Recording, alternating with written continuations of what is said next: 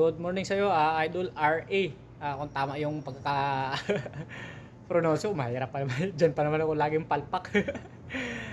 Salamat Idol, gagayahin ko yung ginagawa mo. Malakas ako magbuhat, problema, hirap ako bawas ng timbang kasi laging puyat. Ano kaya ang maganda, Idol? Klase kasi ng trabaho. Ganito Idol, ang may ano ko lang, may bigay ko lang sa iyo na tips, idea, or ano pa ba?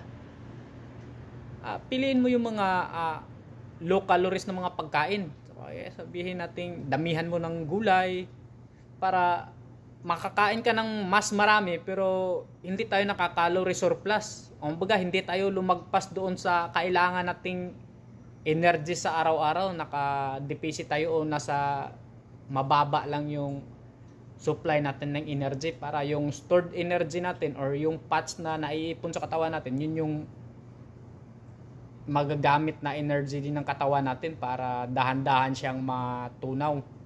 Ganito na lang Idol, para mas i-research mo yung mga iba't ibang klaseng low calories na mga pagkain. Tapos i-ano mo rin, tignan mo rin kung gaano karami yung dapat mong kainin sa araw-araw, or pagka gusto mong mabawasan talaga yung body fats mo, dito ka sa mas mababa ng kaunti, kahit mga 500 calories lang. Hindi ako hindi ako ma-expert sa pagbibilang-bilang ng mga calories or macros, pero alam ko na kailangan naka-deficit, naka-surplus, ganun. Pero pagka sa mga kinakain ko, hindi ko tinitimbang-timbang kasi nga ulit-ulit ko lang naman yung kinakain kaya madali na lang tansyahin sa akin. Pagka sa tingin ko sa katawan ko na hindi nagbago, ibig sabihin noon, nasa maintenance lang ako. Yung kinakain ko at saka yung ginagamit kong energy na magkalibi lang. Pagka tumaas ng kaunti yung timbang ko, ibig sabihin, naka-surplus ako. Mas marami yung kinakain ko kaysa nagagamit kong energy. Ngayon, nag-hard cutting ako. Pinipilit ko talagang bawasan yung kinakain ko na naka-below maintenance para bumaba yung body fats ko. Ganun talaga Idol, ganun kahirap. Kasi isa pa, pagka lagi tayong puyat or hindi tayo gising tayo, nagugutom talaga tayo.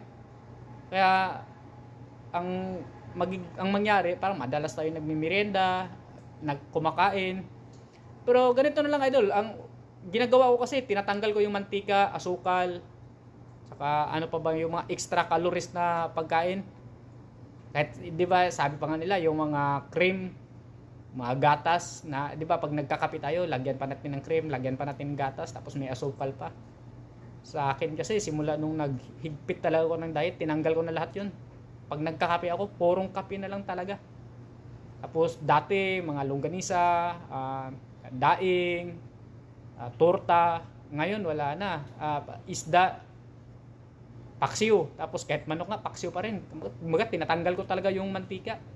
Maliban lang pag bumibili ako sa kantin hindi naman talaga 100% na tanggal, pero iniiwasan, parang 75% to 90% ko siyang iniiwasan.